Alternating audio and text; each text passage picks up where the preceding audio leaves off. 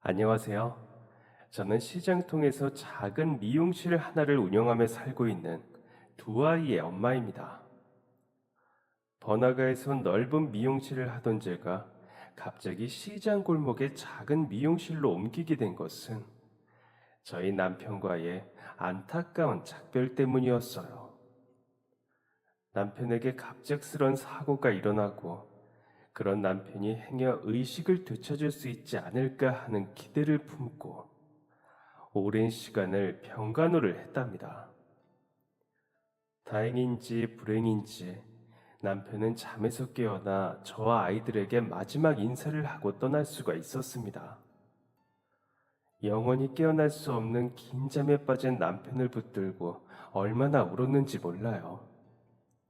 그렇게 저는 긴 시간 의식을 되찾지 못하고 병원 생활을 하던 남편의 병간호를 하느라 미용실을 정리하고 남편이 세상을 떠나고 나서 한참 뒤에야 아이들 생각에 다시 일을 시작할 수 있었습니다. 오래전 둘 다 이른 나이에 부모님을 여의고 의지할 곳이라고는 서로밖에 없었던 저희에게 이렇게 일찍 이별이 찾아올 줄은 꿈에도 몰랐어요. 남편을 잃고 참 힘들었지만 아이들을 위해 살아야 했고 또 아이들에 의해 사라지는 것이 엄마라는 사람이더군요.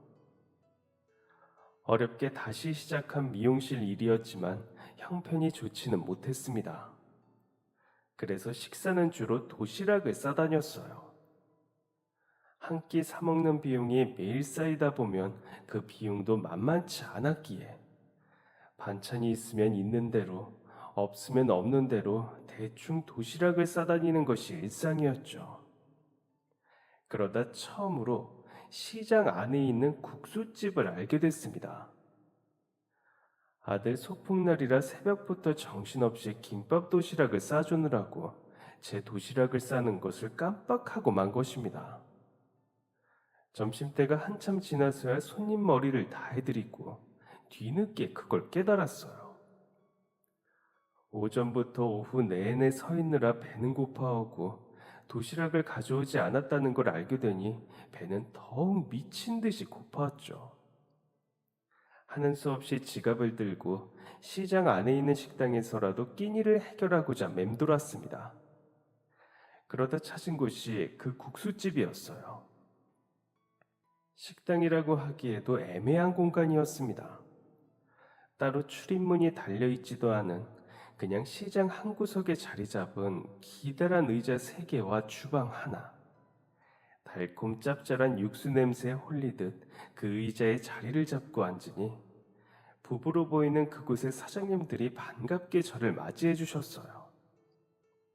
혼자 앉는 것이 눈치가 보여 국수 한 그릇도 되나요? 조심스레 여쭈니 많이 줄게 하며 환한 미소를 지어주시기에 마음이 놓였습니다. 비좁아서 여럿이 함께 복잡한 그 식당을 생각보다 많은 사람들이 찾더라고요. 나이 많은 노부부도 계셨고 어린 학생들부터 청년들까지 다양한 연령대의 사람들이 찾는 곳이었습니다. 덕분에 의자에는 빼곡하니 사람들이 붙어 앉아야 했어요. 혼자 식당에 가면 조금 민망할 줄 알았는데 그곳을 찾은 사람들은 의외로 다 혼자인 것도 신기했습니다. 급하게 시간 내서 후루룩 간단한 한 끼를 때우는 사람들이 대부분이었죠. 그렇게 바로 옆자리에서 그리고 코앞자리에서 후루룩 국수를 넘기는 소리를 들으니 배가 고파 미칠 노릇이었습니다. 이러다 숨이 넘어가면 어떡하나 걱정이 될 때쯤 사발 한가득 또아리를 틀고 앉은 면발이 위풍당당한 국수 한 그릇이 나왔어요. 정말로 헉소리가 날 만큼 양이 많더라고요. 거의 2끼 분량의 한 그릇이었습니다. 국수 면발 사이로는 투명한 당면들도 함께 보였어요. 고명이랄 건 별것 없는 그저 평범한 국수였지만 범상치 않은 양에 놀랄 수밖에 없었던 것입니다. 모자라면 이야기해. 사장님 부부께서는 그리 많은 양을 한 그릇에 담아내고도 부족하면 더 주겠다고 말씀하셨습니다. 그 푸짐한 그릇에서 한 젓가락의 국수 면발을 집어 먹어본 저는 왜 그렇게 사람들이 너도 나도 코를 박고 정신없이 국수를 들이키고 있었는지 단번에 이해했죠. 그 흔한 계란지단 하나 없는 국수인데 맛이 끝내주지 뭐예요. 저는 꼭 걸신이 들린 사람처럼 허겁지겁 뱃속으로 국수 면발을 집어넣었습니다. 숟가락이 테이블 위에 놓여 있음에도 사발째로 들고 국물을 벌컥벌컥 들이키는 손님들을 따라 저도 벌컥벌컥 한 모금도 남기지 않고 식사를 마쳤어요. 커다란 보온병에 담긴 보리차까지 마무리로 마시고 나니 먹은 것들이 목구멍까지 차오르는 느낌이 들었습니다. 참으로 오랜만에 그리 배부른 식사를 했더라고요. 엎어지면 코다을 거리에 이렇게 맛있는 집이 있다는 사실을 몰랐다니 정말 놀라웠죠. 사장님, 여기 얼마예요? 칼국수 하나 먹었어요. 3,000원. 그리고 저는 사장님의 입에서 나온 칼국수 가격을 듣고 두 번 놀라고 말았습니다. 못해도 6,000원, 7,000원은 할 것 같은 양과 맛이었는데 겨우 3,000원이라니. 반사적으로 네 하고 되묻는 소리가 튀어나갔어요. 그랬더니 사장님이 눈이 작아지도록 활짝 웃으며 말씀하셨습니다. 칼국수 하나 3,000원. 왜? 너무 비싸서 그래? 사장님의 농담에 저는 허겁지겁 아니라고 손사래를 치며 3,000원을 건넸습니다. 잘 먹고 간다는 말에 다음에 또 오라는 다정한 인사를 들으며 다음에도 꼭 다시 가야겠다는 다짐을 했었죠. 따끈한 국물에 당면과 칼국수면이 함께 들어가고 고소한 김가루에 청양초를 썰어 넣은 그 국물을 한번 맛보면 쉽게 발길을 끊을 수가 없게 될 테니까요. 하지만 다시 제가 도시락을 실수로 두고 오는 일이 없었기에 그 집을 찾을 일이 없었습니다. 그래서 꽤 오래 그 식당을 잊고 지냈어요. 그런데 그래도 영 기억에서 지워질 인연은 아니었나 봅니다.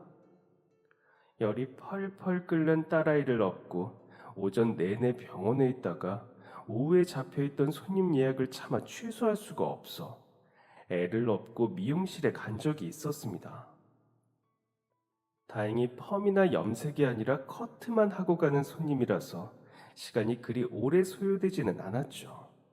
딸아이도 약 기운에 그런 건지 지쳐서 그런 건지 손님이 계시는 시간 동안에는 잠에 빠져 있었습니다. 오전 내내 병원에 있다 곧바로 손님 머리를 해드리러 왔으니 아침 식사는커녕 점심도 먹지 못한 상태였어요. 손님을 보내고 나니 그제야 배가 고픈 것이 느껴졌습니다. 잠에서 깬 딸아이도 배가 고픈지 칭얼거리며 울음을 터뜨렸어요. 정신이 없어 도시락은 챙겨가지도 못했고 하는 수 없이 아이를 업고 그때 그 식당으로 향했습니다. 몇 달 만에야 다시 들른 겨우 두 번째 방문인 식당인데도 사장님 부부께서는 마치 저를 오래 알고 지냈던 분들처럼 또다시 반갑게 맞이해 주셨어요. 아이고, 애떼어 보였는데 애가 있었네. 근데 왜? 왜 울었을까? 공주가? 아파서 배고파서 칭얼거리고 우느라 퉁퉁 부어버린 두 눈을 보시고는 사장님께서 물어오셨습니다. 모르는 할머니가 말을 걸어오시니 딸아이도 우는 것을 까먹었는지 빤히 바라보기만 했어요. 어른이 말씀하시는데 대답해야지, 소희야. 우물쭈물 하던 딸아이가 사장님 귀에 귓속말을 하듯 손을 가져다 대고 무어라 무어라 속삭였습니다.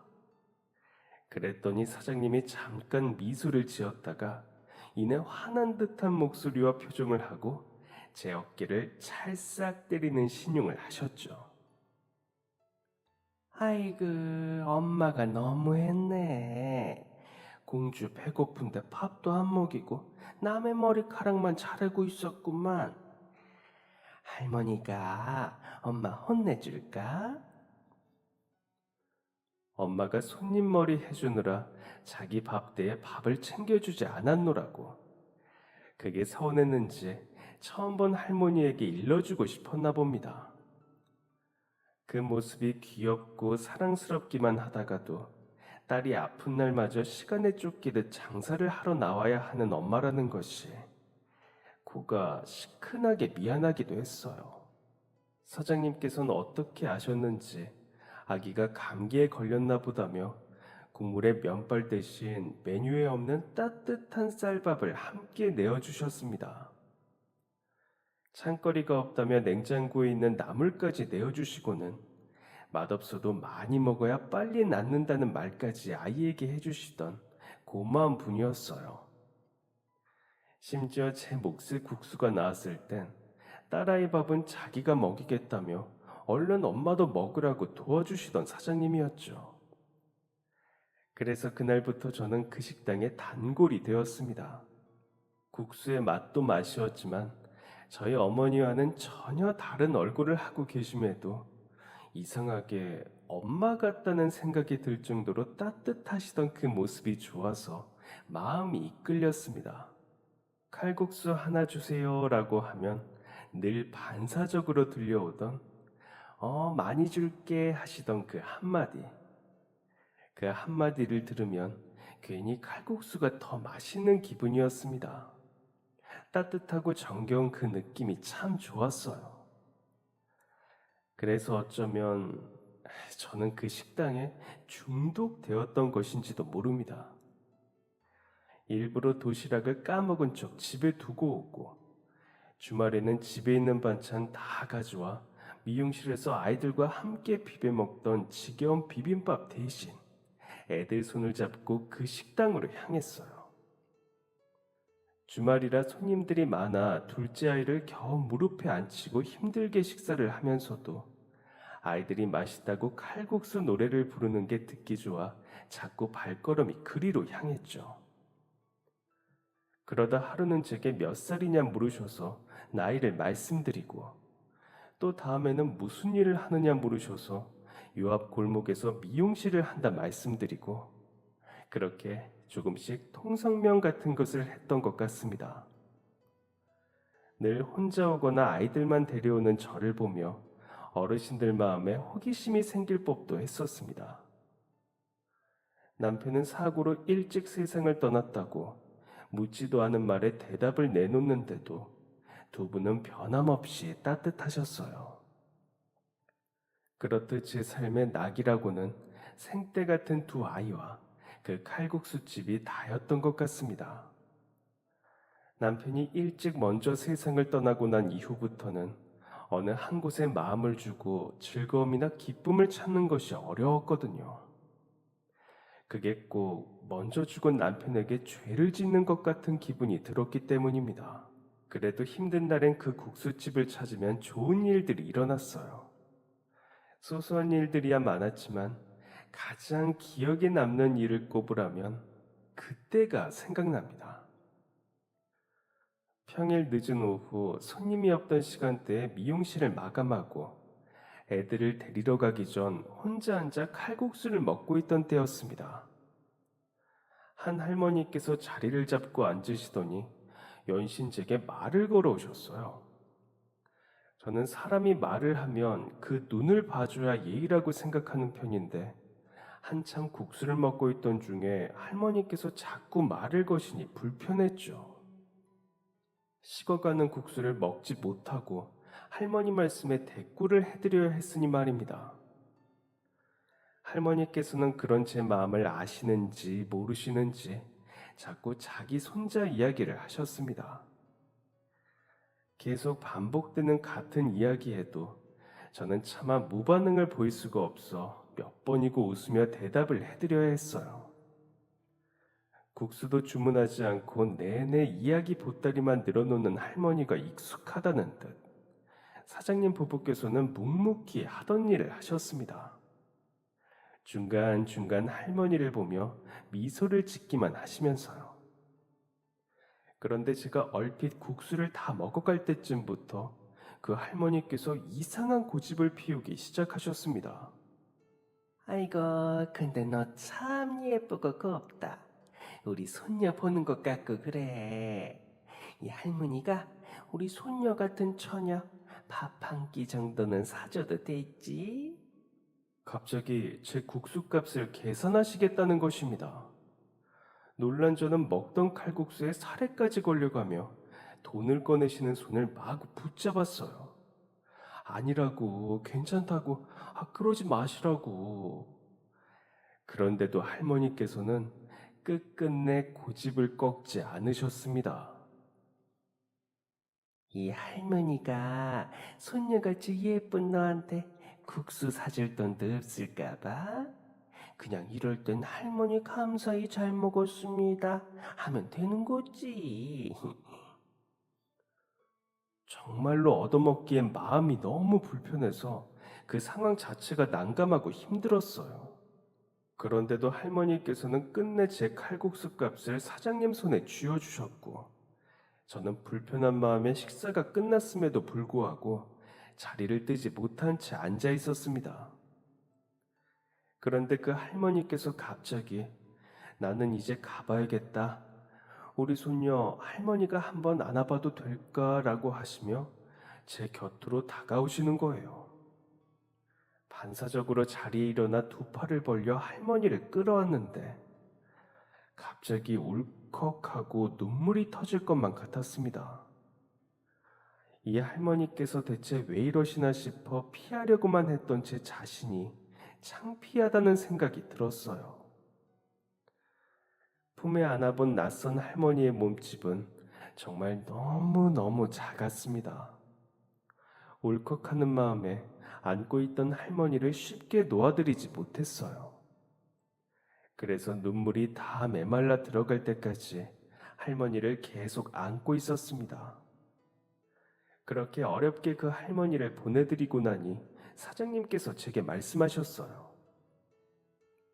저 할머니 돈 많으니까 죄송하게 생각 안 해도 돼. 그냥 다음에 길 가다 마주치면 할머니 안녕하셨어요 하고 인사 꼭 드리고 내 말 무슨 말인지 알지? 사장님이 하시는 말씀의 의미를 조금은 알 것도 같았습니다. 그래서 연신 고개를 끄덕이며 대답을 하고 있는데 테이블을 닦던 사장님이 할머니께서 앉아 계시던 자리에서 지갑 하나를 발견하셨습니다. 아이고, 지갑을 두고 갔나 보네.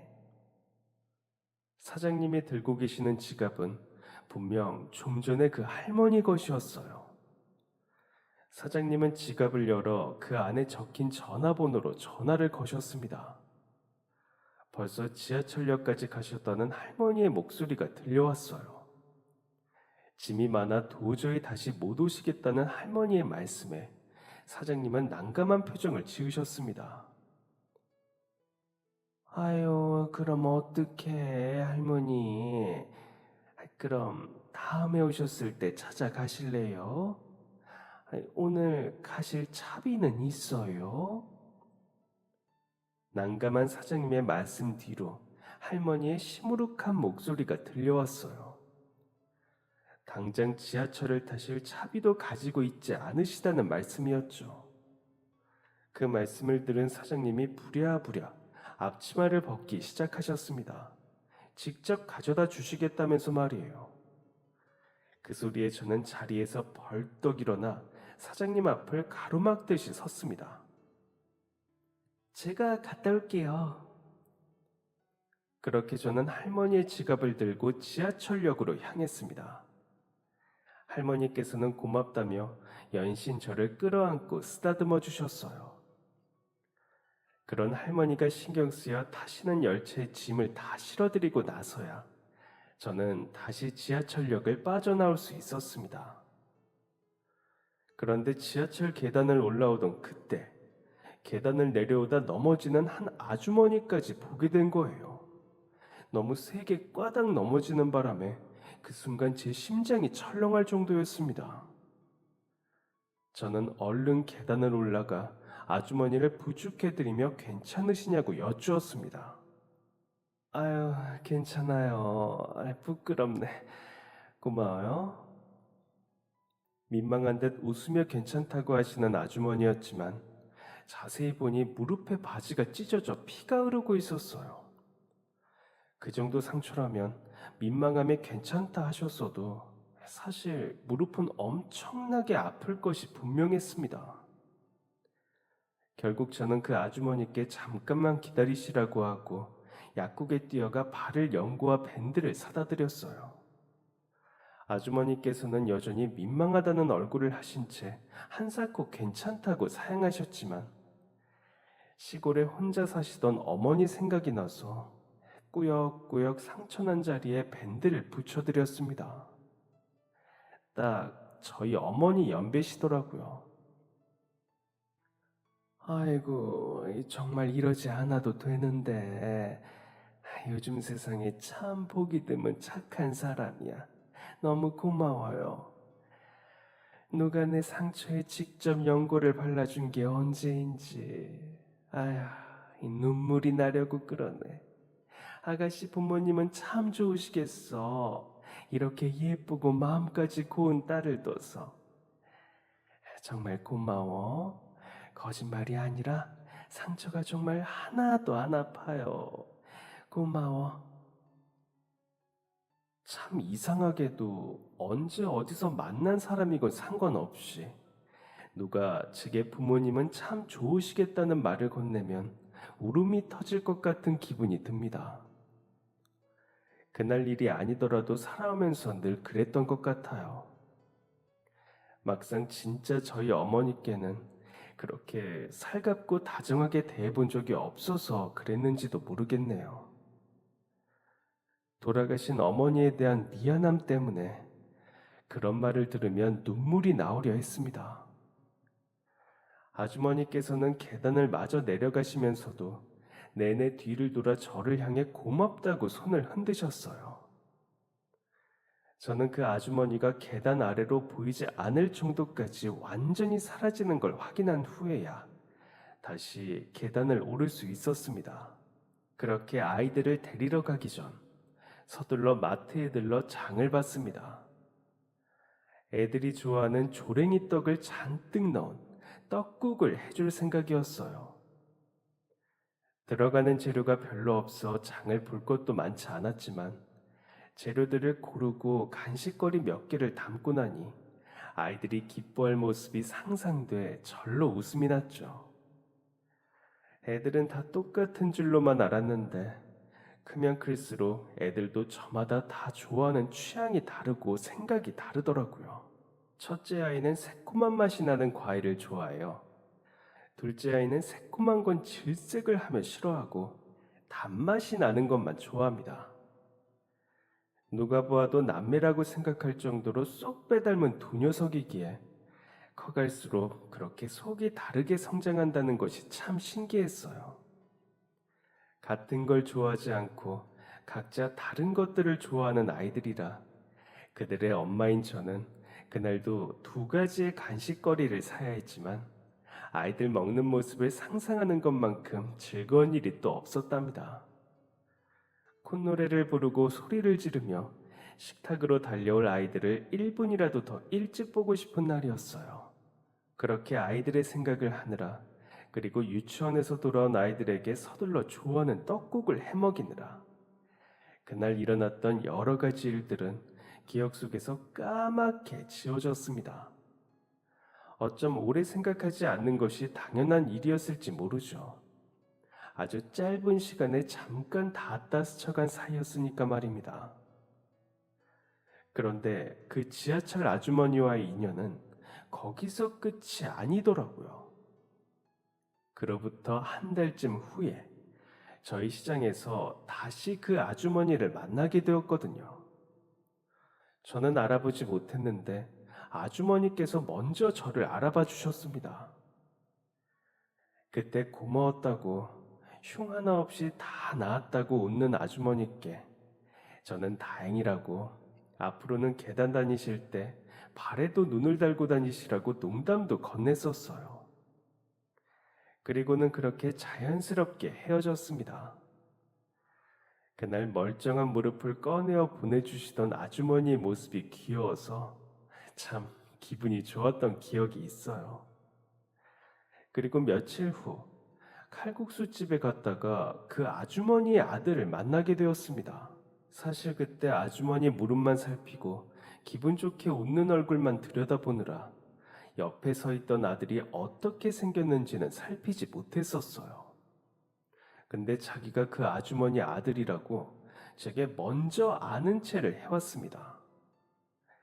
저는 그게 민망하고 어색했어요. 아무리 제가 도와드린 아주머니의 아들 되는 사람이라지만 혼자 찾은 식당에서 어떤 대화를 주고받을 것까지는 아니라고 생각했기 때문이었죠. 처음 미용실을 찾은 손님을 대하는 것보다 더 어색하고 힘들었습니다. 사실, 왜 굳이 말을 계속 거는 건지 이해가 안 가기도 했고요. 그리고 그날 이후부터 저는 식당을 찾을 때마다 오늘은 그 남자가 없어야 할 텐데 하는 기도 아닌 기도를 하게 되었습니다. 왜냐하면 아무리 제가 유일하게 가는 단골 식당이라고는 해도 식비를 아끼려 너무 자주 들리지는 않는 식당인데도 불구하고 이상하게 그날 이후부터 식당에 갈 때마다 그 남자를 마주치게 되었기 때문입니다. 마주쳐도 이제는 그냥 적당히 가벼운 목례 정도만 하고 각자 할 식사나 마저 하면 되는 것인데 그 남자는 이상하게 집요한 구석이 있었어요. 오늘도 또 만나네요 라고 말하면서 꼭 제 옆으로 자리를 옮긴다는 것이었습니다. 그게 저는 퍽이나 난감한 상황이 아닐 수 없었어요. 외간 남자가 옆에 와서 앉는다는 것이 내키지 않는 것은 당연했기 때문입니다. 슬금슬금 엉덩이를 멀리하는 저를 아는지 모르는지 남자는 식사를 하는 내내 궁금하지도 않은 이야기들을 잘도 늘어놓았습니다. 오죽했으면 국수집 사장님이 슬며시 저희 앞으로 와 그 남자에게 아유 국수 다 식네 그만 떠들고 좀 먹지 그래 하고 농담을 건넬 지경이었습니다. 그러면서 살며시 저를 보시곤 눈을 찡긋하시는 그 표정에 담긴 의미를 조금은 알 것도 같아서 저는 그 남자에게 싫은 소리도 끝내 하지 못했었어요. 제가 갈 때마다 식당에 자리 잡고 있던 남자였으니 저만큼이나 아니 어쩌면 저보다 더한 단골 손님일 것이라 생각했습니다. 그래서 그만큼이나 단골인 손님과 제가 껄끄러운 사이가 되어버리면 둘 중 하나는 식당으로 가는 발걸음을 멀리하게 될 것이 훤했기에 그러지 못했던 것 같아요. 제겐 너무나도 다정하고 친절하셨던 사장님 부부를 생각하면 괜히 긁어부스럼 만드는 행동은 하고 싶지 않았기 때문이었습니다. 하지만 인정하고 싶지 않게도 그런 남자에게 저는 점점 동요되기 시작했어요. 밥 먹는데 자꾸 실없는 농담을 하고 그 농담에 자꾸 웃음이 났거든요. 처음에는 황당해서 웃었다가 시간이 지나면서는 배꼽을 잡고 웃음을 터뜨리기도 했습니다. 사장님 부부는 그런 저희를 보며 단골 손님 둘이 친해지니 보기 좋다는 말씀까지 하셨어요. 그런데 저는 그런 말을 들으면 속으로 흠칫할 수밖에 없었죠. 애가 둘이나 딸린 과부가 외간 남자와 친하게 지내는 게 남들 눈에 좋지 않게 보일 테니 말입니다. 하지만 어떻게 된 일인지 저는 자꾸 웃는 일이 많아졌고 그 식당을 찾을 때면 그 남자가 있지는 않을까 생각하게 되었어요. 그러던 어느 날 미용실에 그 남자가 불쑥 찾아왔습니다. 정말 딱 1초 남짓한 시간 동안만 반감이 들었다가 그 후에는 반사적으로 아이, 어떻게 여기를 알고 찾아왔지? 하는 생각이 들었어요. 제가 여기서 미용실을 한다는 이야기를 해준 적이 없었기 때문에 놀랄 수밖에 없었습니다. 어? 근데 저보다 더 당황한 것은 그 남자였습니다. 너무 놀라 뒷걸음질 치며 미용실 문 밖으로 나갔던 남자는 한참 뒤에야 다시 문을 열고 들어오며 말했어요. 여기서 뭐 하세요? 아니, 그러니까 머리 하러 오셨어요? 횡설수설하던 그 남자는 제가 두르고 있는 앞치마와 제 손에 들린 가위는 보이지도 않는 건지 저더러 머리를 하러 왔냐는 말을 남겼습니다. 그걸 보다 못한 손님이 답답하다는 듯 남자에게 말했습니다. 손님이 아니라 여기 미용실 원장이라고 말이에요. 그렇게 알고 보니 남자는 그날도 국수를 먹으러 시장에 들렀다가 미용실을 발견하고 머리라도 자를까 해서 우연히 들렸다는 것이었습니다. 그 신기한 우연에 소름이 돋았다가도 애써 그리 신기한 우연은 아니라고 마음을 다잡았어요. 자꾸만 희한한 인연으로 제 영역 안에 들어오려고 하는 그 남자를 피하고 싶었기 때문입니다. 하지만 머리를 하겠다고 찾아온 손님을 내쫓을 수는 없었어요. 그래서 제 딴에는 선을 그어 본다고 일부러 잘 웃지도 않고 빗질까지 3개 해가며 머리카락을 잘라주었답니다. 남자는 머리를 자르는 내내 어색한 표정이었어요.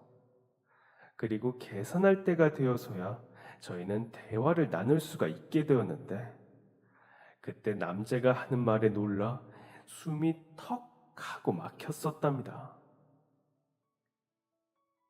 오늘은 진짜 우연히 들린 게 맞는데 사실 국수집은 일부러 그쪽 보고 싶어서 가기도 했어요. 아니 그 거의 모든 날들을 우연이라도 그쪽 얼굴 보고 싶어 간 거였어요. 조금 더 가깝게 지내보고 싶어요. 아, 윤희 씨, 연락처 좀 알려주실 수 있나요? 칼국수 말고 더 좋은 밥 사드리고 싶어서. 저는 그 말을 더 이상 들으면 안 될 것 같아서 계산도 채 하지 않은 남자를 문 밖으로 내쫓았습니다. 저 애가 둘이나 있어요. 그쪽하고 가깝게 지낼 이유도 연락처 교환할 이유도 없어요. 조심히 가세요. 며칠 후 국수집 사장님을 통해 머리 자른 값을 제게 전했던 그 남자는 한동안 모습을 볼 수 없었어요. 속이 시원하면서도 살짝 섭섭하기도 했지만 곧 잊어버렸습니다. 그리고 그 사실을 거의 잊었을 때쯤 남자가 다시 모습을 드러냈어요. 그냥 미용실에서의 일은 없던 걸로 하고 소다쟁이 식당 손님으로 다시 돌아가면 어떻겠느냐고 말하면서 말이에요. 물론 저는 그 남자의 말이 싫지 않았습니다. 둘 중 하나가 발길을 끊지 않는 한 어쩔 수 없이 마주쳐야 하는 곳이었는데 어색하게 먹다 체하는 것보다 차라리 그 정도 대화를 나누는 것이 낫겠다고 생각했기 때문이었어요. 저는 심지어 그때 그 남자의 이름조차 모르는 상태였습니다. 딱 그 정도 거리감이면 된다고 생각해 그 말에 고개를 끄덕였죠. 그래서 남자는 다시 실없는 수다쟁이 손님으로, 저는 그 말에 빵빵 웃기만 하는 손님으로 저희는 다시 돌아가게 되었습니다. 그렇게 1년이라는 시간이 흘렀어요. 더 나눌 대화도 소진되었는지 남자는 종종 자기 이야기를 하기 시작했어요. 이름도 모르는 남자 이야기를 1년 남짓 듣고 있으면 마치 그 사람의 이름 빼고는 모든 것을 알고 있는 것 같은 착각이 들기도 한답니다. 그리고 그런 착각이 들 때쯤 저희 아들이 크게 다치는 일이 일어나고 말았습니다. 주말에 학교를 가지 않은 첫째 아들과 유치원을 가지 않은 둘째 딸을 데리고 미용실에 앉혀둔 채 일을 하고 있었어요. 한참 손님 머리를 말려드리고 있는데 손님이 깜짝 놀라며 소리를 지르더라고요. 손님이 손가락으로 가리킨 곳에는 아들이 손을 시뻘겋게 물들이고 울고 있었습니다. 요란한 드라이기 소리 때문에 아들이 우는 소리가 잘 들리지 않았던 것이었어요. 버튼도 끄지 않은 채 드라이기를 냅다 던지고 아들에게 달려갔습니다. 그렇게 장난치지 말라고 일렀건만 일부러 높은 선반 위에 올려두었던 가위를 꺼내 기어코 장난을 친 모양이었어요. 아들 녀석의 손에도 옷에도 바닥에도 온통 시뻘건 피로 물들었습니다. 오빠가 우니 동생인 소희도 따라 울기 시작했어요. 손님께는 죄송하다고 연신 인사를 드리고 급하게 두 아이를 데리고 문을 나섰습니다. 매일같이 드나드는 제 집 안방 같은 시장 골목이 그날따라 어찌나 복잡한 길목처럼 느껴지던지 어디로 가야 바로 병원으로 가는 택시를 잡을 수 있는지 머리가 혼란스러워지더군요. 그런데 그때였습니다. 누군가 뛰어와 아들을 번쩍 안아들었어요. 병원 가는 거죠? 제 차 타고 가요. 그 남자였습니다. 저는 더 망설일 것도 없이 고맙다고 냉큼 그 남자의 차에 올라탔어요. 병원을 가는 내내 아들의 손을 붙잡고 괜찮다 달래기만 했습니다. 병원에 도착해서도 아들 손을 보느라 정신이 없었죠. 그리고는 치료를 다 받고 나왔을 때 울다 지쳐 그 남자의 옆에 누워 자는 둘째 딸아이를 보게 되었습니다. 이상하게 다리에 힘이 풀리려 했어요. 거기까지가 나의 한계인 것처럼 느껴져 제 자신이 너무나 한심하게 느껴졌기 때문이었습니다. 그 남자가 없었더라면 딸아이는 혼자 있었을 테니까요. 저는 실로 무능한 엄마였습니다. 그날 남자의 차를 얻어 타고 집으로 돌아가는 길에 저는 남자에게 물었어요. 이름이 뭐예요? 1년 만에야 그 남자의 이름이 알고 싶어진 것이었습니다. 아니, 그동안 수없이 많은 날들을 궁금해했었지만 애써 숨겼던 것이었죠. 마음을 주고 싶지 않아서, 죽은 남편과의 의리를 지키고 싶어서. 그런데 그날 그 일을 겪고 나니 그 남자에게 의지하고 싶다는 마음이 들었습니다. 그래서 결국 이름을 묻고 만 거예요. 박찬원이에요. 제 이름. 근데 1년 만에야 제 이름을 물어봐 주시네요. 언제 물어봐 주나 혼자서 1년 내내 얼마나 애가 탔는지. 고마워요, 윤희 씨. 내 이름 물어봐 줘서. 비록 그 이름을 제대로 부르기까지도 한 달이 넘는 시간이 걸렸지만 남자와 저는 한 칸 더 가까워지게 되었습니다. 그리고는 결국 커져가는 마음을 누르지 못한 채 연애를 시작하게 되었죠. 연애할 것도 거창할 것이 없었어요. 어떤 사람을 만난다 하더라도 제가 아이 둘이 있는 엄마, 시장 골목에서 미용실 일로 아이 둘을 먹여 살려야 하는 가장임에는 변함이 없었기 때문입니다. 게다가 먼저 간 남편에게 미안한 마음은 진지게 떨쳐냈지만 한 가지 마음에 걸리는 것이 있었어요. 연애를 시작하던 때부터 내내 제게 잘해주시던 찬원 씨의 어머니였습니다. 어머니께는 차마 제가 아이가 둘이나 있는 사람이라는 것을 말씀드리기 어려웠거든요. 그럴 리는 없겠지만 저 몰래라도 찬원 씨가 그 이야기를 전하지 않았으면 했습니다. 어차피 연애만 하다 말 거니까. 그런데도 꼭 말씀을 드려야 하나 죄책감 때문에 피하고 싶었던 거였죠. 그 사실을 모르는 어머니께서는 저를 아주 예뻐해 주셨습니다. 정말 너무 잘해 주셨어요. 말로 예뻐해 주시고 만날 때마다 품으로 안아주시는 것도 그렇고 맛있는 게 있으면 늘 제게 같이 먹자며 몇 개씩 싸주셨었어요. 그런 것들에는 늘 어머니의 손길이 묻어 있었습니다. 직접 농사지은 재료로 만드신 커다란 술떡, 가마솥에 푹 쪄낸 쫀득하고 달콤한 옥수수, 구워 먹으라고 주신 민어, 조기. 그런 어머니 덕분에 저는 늘 먹을 복이 넘쳤어요. 너무 감사했지만 갈수록 걷잡을 수 없이 커져만 가는 스케일에 죄책감이 들기도 했습니다.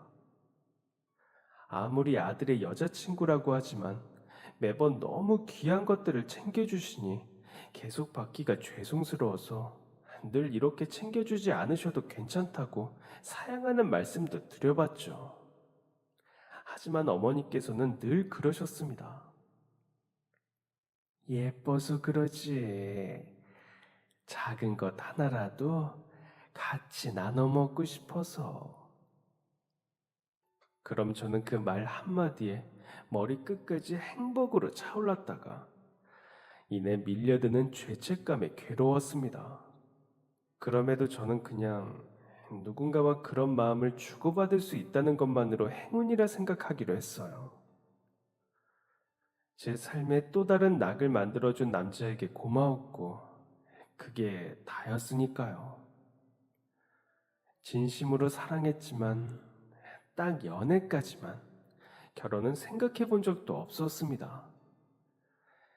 제 처지에 재혼이라니 가당치도 않다고 생각했어요. 제 처지가 그랬으니 당연한 것이라고 생각했었습니다. 그런데 끝내 찬원 씨가 제게 결혼 이야기를 꺼내고 말았죠. 나오지 않았으면 하고 간절히 바랐던 이야기였는데도 말입니다. 저는 거절을 할 수밖에 없는데 그걸 뻔히 알고도 그 이야기를 꺼내는 찬원 씨가 밉기도 했어요. 저의 이기적인 사랑을 위해 아이들을 버릴 수는 없었습니다. 차라리 제가 가슴이 좀 아프더라도 사랑을 포기하고 말지. 찬원 씨에게는 미안하지만 제게는 그의 진실된 사랑보다 아이들과 우리가 함께 할 수 있는지가 더 중요했습니다. 그래서 찬원 씨에게 말해야 했어요. 꽤 긴 시간 동안 애써 외면해 왔던 것들을 저만큼이나 찬원 씨도 잘 알고 있을 눈앞의 현실을 말입니다. 찬원 씨, 내가 애 둘이나 딸린 과부라는 사실 집에 말씀드릴 수 있어요? 나도 내 사정 차마 어머니께 말씀 못 드릴 사정이라는 거 다 아는데.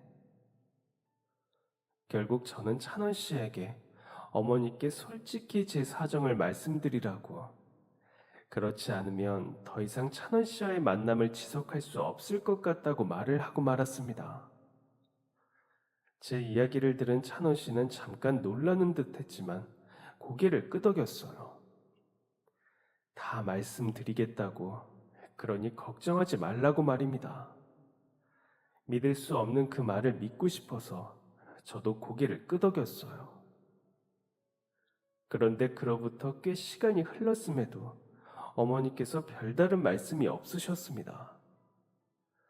어떻게 그동안 감쪽같이 속였느냐고, 애가 둘이나 있으면서 장가 한 번을 안 간 아들 아까워 어떻게 결혼시키겠냐고, 무슨 말씀이라도 하실 줄 알았는데 너무 큰 걸 감추고 있었기에 배신감이라도 무슨 말씀이 있을 줄 알았는데 무섭도록 아무런 말씀이 없으셨어요.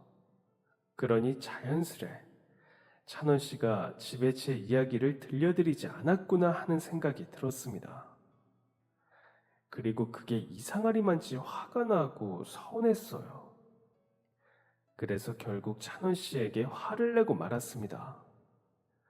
내 사정 어머니께 말 못할 사정이라는 거 다 안다고 말이에요. 그런 게 아니라고 절대 아니라고 찬원 씨는 부정했지만 이미 속으로 저 혼자 결론을 내렸던 것 같아요. 말씀드리기를 망설이는 것에는 다 이유가 있겠지. 결혼은 물론이고 더 늦기 전에 이 사람을 위해 놓아주는 것이 맞겠다. 하지만 사람 마음이라는 게 한순간에 그렇게 정리되는 것이 아니더군요. 저와의 결혼을 포기할 수 없다는 찬우 씨에게 차마 이별의 말을 고하기가 어려웠습니다. 무엇보다 제 마음이 그러고 싶지를 않았으니 쉬운 일이 아니었죠. 그래서 차라리 제가 직접 어머니께 말씀을 드려보면 어떨까 하는 생각이 들었습니다. 그리고 그때 마침 어머니와 단둘이 마주할 기회가 생겼어요. 찬원 씨가 회사 창립 기념일로 쉬는 바람에 그날 어머니와 저를 모시고 식사를 하고 싶다 했기 때문이었습니다. 제가 먼저 도착을 하고 찬원 씨와 어머니가 뒤이어 식당에 들어오셨어요. 그때 찬원 씨가 차에 뭘 두고 왔다고 다시 내려가는 바람에 저와 어머니가 먼저 마주 앉을 수 있게 되었습니다. 저는 그 말씀을 드릴 시간이 그때뿐이라는 생각이 들어 마음속으로 심호흡을 하고 어렵게 입을 열었습니다. 어머님, 사실은요, 제가 그동안 어머님께 말씀드리지 못한 것이 있어요.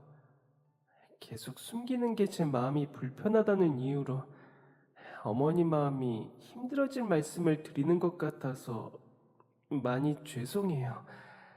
저, 사실은 다짜고짜 말씀을 드리면 혹시나 너무 놀라실까봐 사과부터 드리기 바빴습니다.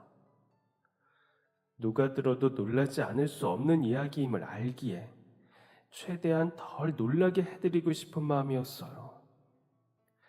그렇게 약간은 횡설수설, 덜덜 떨리는 목소리로 어머니께 말씀을 드리던 중이었습니다. 이야기를 듣고 있던 어머니께서 갑자기 제 말을 중간에 가로채시는 것이 아니겠어요. 아야, 윤희야, 힘들게 말 안 해도 다 안다. 행여 몰랐던 사실에 어머니께서 놀라고 충격이라도 받으실까 조심조심하던 제가 도리어 놀라게 된 순간이었습니다. 다 알고 계신다니 제 말을 끝까지 들어보지 않고 하신 말씀이기에 놀라서 딸꾹질을 하면서도 걱정이 앞섰습니다. 혹시 다른 이야기를 한다고 착각하시는 걸까봐 말이에요. 그런데 어머니 입에서 나오는 뒷이야기에 그만 저는 예고 없던 눈물을 펑펑 흘리고 말았습니다.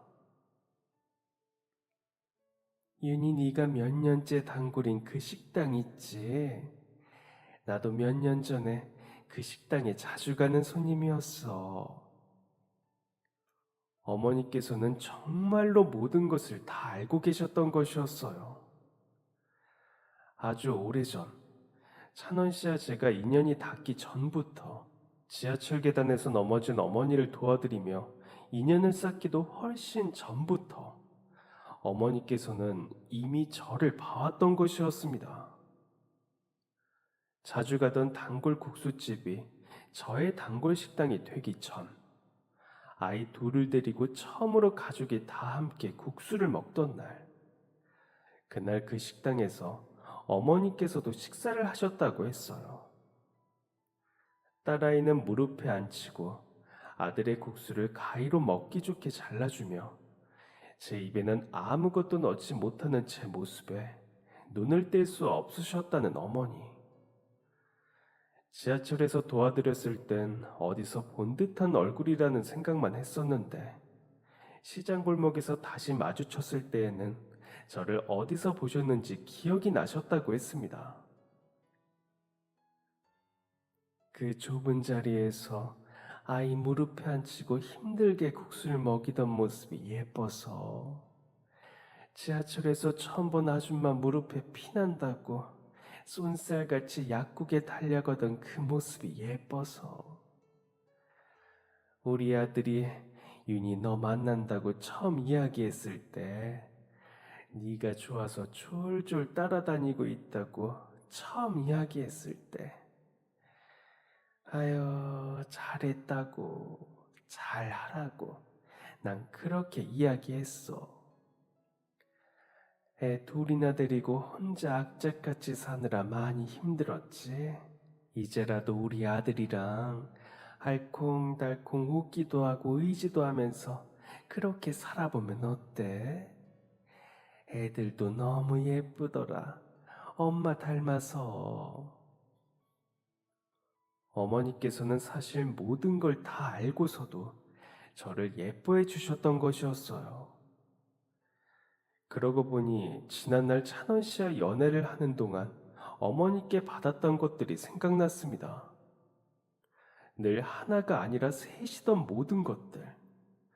쫄깃하고 따뜻해서 맛있던 옥수수, 먹어도 질리지 않던 노란 술떡. 가격이 부담스러워 저는 감히 입에도 못 대던 비싼 생선들. 늘 3개씩 챙겨주시던 어머니의 뜻을 뒤늦게 알게 된 것입니다. 저는 엉엉 울며 어머니께 여쭈었어요. 어머님, 그럼 그때 그래서 그렇게 매번 3개씩 이것저것 계속 챙겨주셨던 거예요? 제가 여쭈면서도 바보 같은 질문이라 생각했습니다. 그런데도 어머니께서는 우는 저를 꼭 안아 달래주시며 말씀하셨어요. 그럼 너 하나 먹고 애들도 하나씩 먹으라고 그랬지. 더 많이 챙겨주고 싶은데 늘 그러지 못해서 마음이 불편했어. 애들은 입에 맞아 했을까 늘 궁금했는데 어떻게 물어봐야 할지 몰라서 망설이다 이렇게 됐네.